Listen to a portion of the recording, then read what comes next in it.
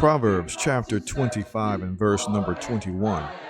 If your enemy is hungry, give him food to eat, and if he is thirsty, give him water to drink. Most believers are familiar with the idea of loving their enemies, but many would be surprised to learn that this principle was not introduced for the first time by Jesus in the Gospels. It actually comes from Proverbs. This verse, written in the Hebrew Scriptures, calls on God's people to show tangible kindness to their enemies, to feed them if they're hungry, and to offer them water when they're thirsty. Many Christians assume the Old Testament is full of judgment and severity, while the New Testament is the book of mercy and love. But this simple verse in Proverbs challenges that notion. It reminds us that God's call to treat others, especially those who oppose us, with compassion and dignity did not begin with Jesus. Jesus reaffirmed and expanded on what was already revealed, that love must not be reserved only for friends and allies, but extended even to those who oppose us. We often associate verses like this with Romans 12, where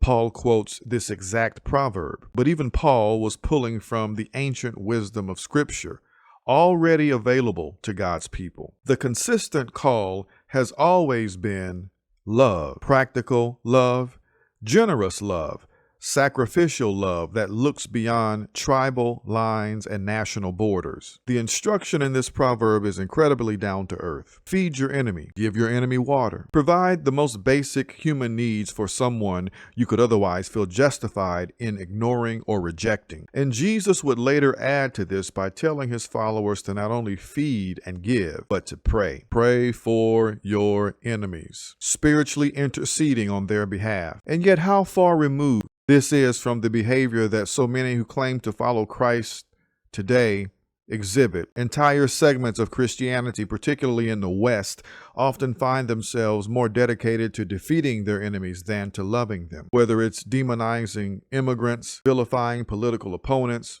or treating anyone who challenges nationalistic or cultural norms as the enemy, love has been drowned out by fear and contempt. And this isn't just about personal relationships. This passage should inform how believers think about such weighty topics as war and foreign policy, and who we view as threats to our own particular way of life. If we elevate the command to love our enemies above even our love of country, political party, or ideology, then our posture in the world must shift. When the Bible speaks of treating enemies with kindness, many will sometimes respond by pointing to other scriptures where enemies are defeated or destroyed. But those texts don't cancel this one. They sit alongside each other in the biblical witness. And if we follow Jesus, the one who refused to destroy his enemies, but instead died for them, we must take our ultimate cue from him. That's what the gospel is: scandalous